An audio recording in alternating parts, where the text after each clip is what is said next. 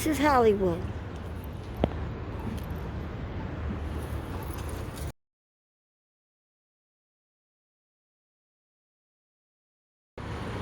World famous the Knickerbocker. It's definitely haunted.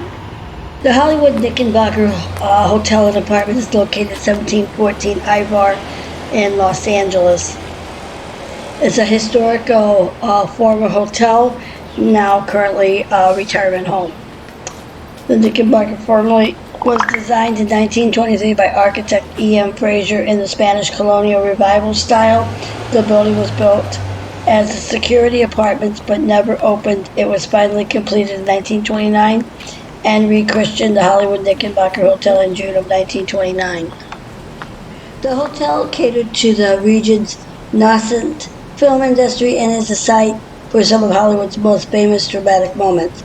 On Halloween 1936, Harry Houdini's widow held her 10th seance to contact the magician on the roof of the hotel. On January 13, 1943, Francis Farmer was arrested in the room of the hotel after failing to visit her probation officer when scheduled. On July 23, 1948, film actor D.W. Griffiths died of a cerebral hemorrhage on the way to the Hollywood hospital after being discovered unconscious in the lobby of the hotel. Contrary to popular belief, Rudolph Valentino was not a regular at the bar as the hotel opened after his death in 1926. The hotel retained the glamour throughout the 1950s. Marilyn Monroe and Joe DiMaggio often met in the hotel bar. On December 1st, 1954, a camera crew from the NBC program This Is Your Life surprised retired comedy legends Stan Laurel and Oliver Hardy in the room 205 of the hotel. The duo was relaxing there with a couple of friends who were on the gag. While both comedians were polite throughout the show, Stan Laurel was apparently privately somewhat displeased to be put on television without his consent or prior notice. Elvis Presley stayed here in room 1016 while making his first film, Love Me Tender, 1956. In 1962, celebrated Hollywood costume designed Irene Linton's believed to be despondent over Gary Cooper's death, committed suicide by jumping from the 11th floor room window. March 3rd, 1966, William Furley died in the lobby of the hotel after his nurse brought him in. After coming back from seeing a movie, he died of a major heart attack in the lobby. In 1968, Graham Nash was staying there the day Cass Elliot picked him up to go meet Stephen Stills and David Crosby.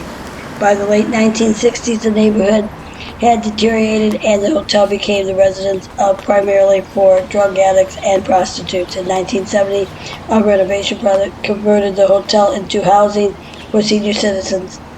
In 1999, a plaque honoring Griffith was placed in the lobby. 1714 Ivar Avenue, built as a luxury apartment house in 1925. This later became a hotel.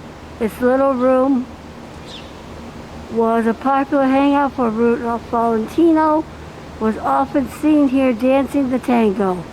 In 1954, Marilyn Monroe would sneak through the kitchen to meet her future husband, Joe DiMaggio, at the famous watering hole. Elvis Presley, Red Skelton, D.W. Griffith, Betty Davis, and Cary Grant all lived here.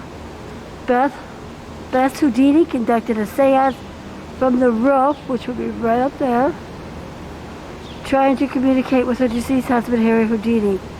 Next site, 6331 Hollywood Boulevard. And this is all part of Old Hollywood. 1714 in Knickerbocker. The building's central location resulted in appearance in numerous productions early, either directly or indirectly. For example, in 1950, filmed 7-Eleven Ocean Drive with Edmund O'Brien. It was backdrop of the syndicated meeting. The hotel and surrounding streets also served as the backdrop for the opening scene of a first season episode of the 1966 series Mission Impossible, titled Operation Progress Season 1, Episode 3. Between 1964 and 1970, viewers of the ABC variety series The Hollywood Palace will regularly see the hotel building and its neon sign in the This would have background been the of lobby performances where they pulled in through videotaped the in the Hollywood doors. Palace's parking lot and directly behind the hotel.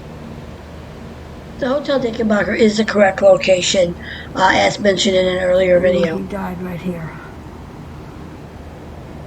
The sign over the front entrance identifying it as a hotel was still in place when the TV series Mannix filmed the scene.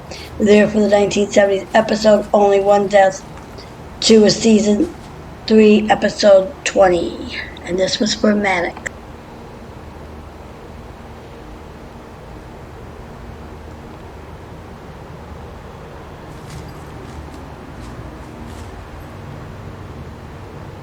As a result of coronavirus 19, we ask all visitors to self-screen before entering the building to help lessen the spread.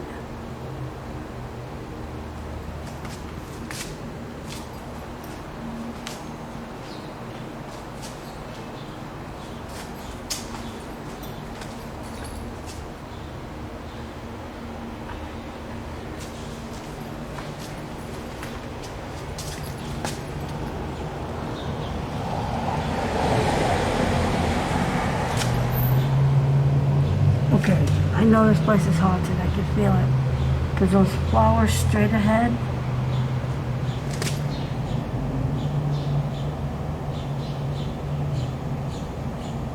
I just saw a lady standing there. Wow.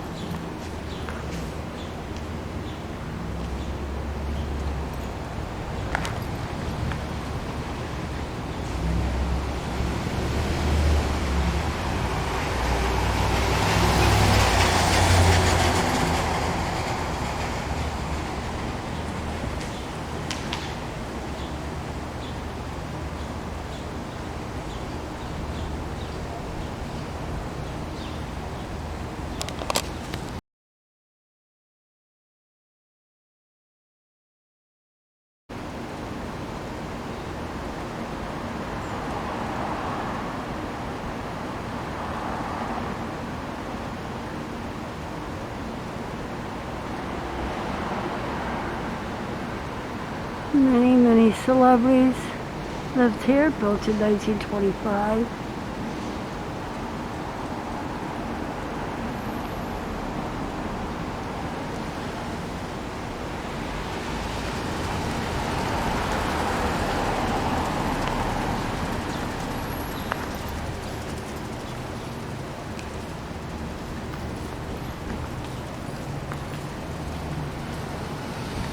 Now this has to be the old little room.